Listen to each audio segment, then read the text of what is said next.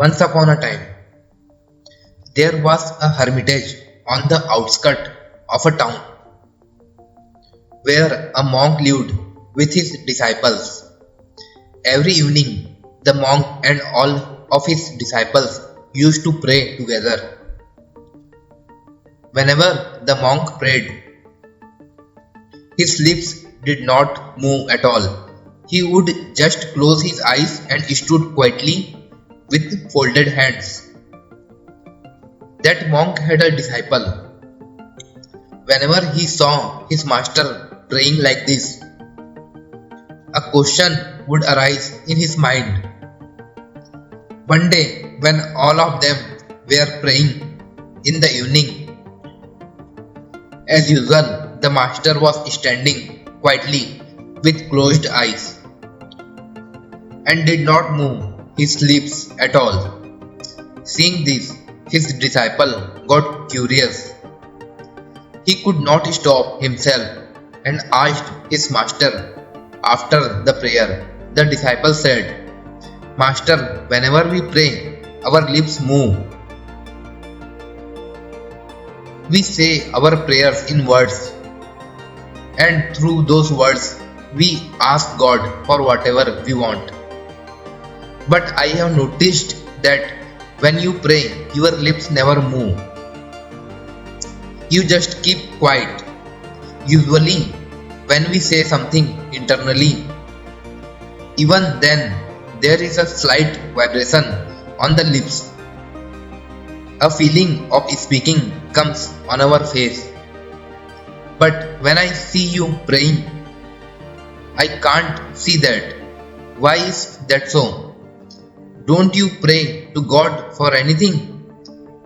Why your lips don't move?" Listening to this, the monk smiled and said, "My son, I tell you about an incident of my life.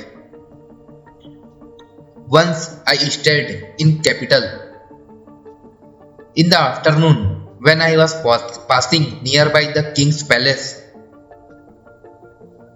I saw that the king was standing at the entrance of his palace. Just then, a beggar came and stood in front of the king. His body was dilapidated, his clothes were worn and torn. He was very weak and seemed hungry for many days. It seemed as if he would fall unconscious due to weakness. But there was a gleam in his eyes. King asked him, "What do you want?" Beggar replied, "Sir, if my demand is not known by standing in front of you, then there is no need to say anything. What's more, there is to stay. I am standing in front of you. Look at me. Look at my plight. Do I need to say anything? My existence is my prayer." After this, the beggar became silent.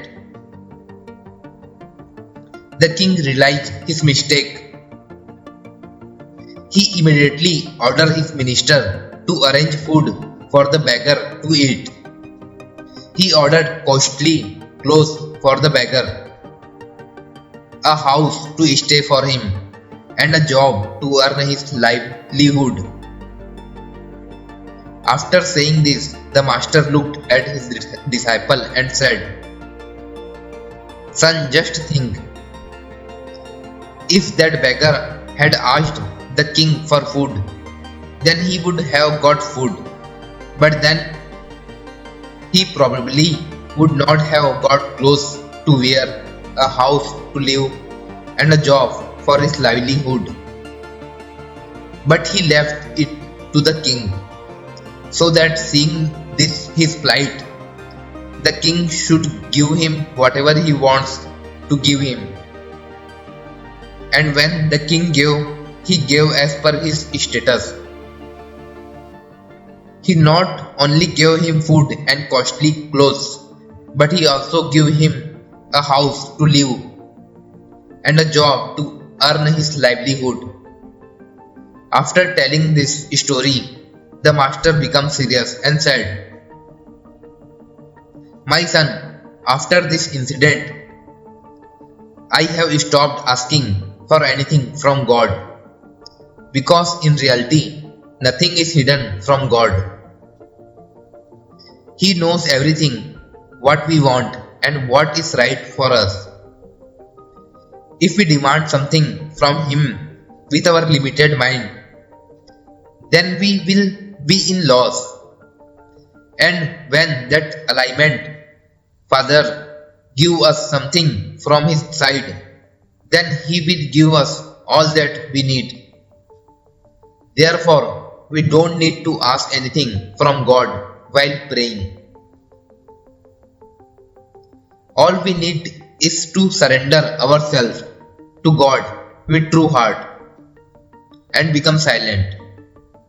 If we pray in this way, then God will definitely listen to our prayer and give us what is really good for us.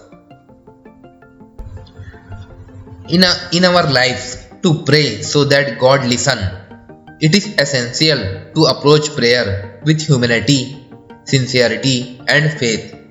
The first step is to find quiet and peaceful place where you can concentrate and eliminate all distraction.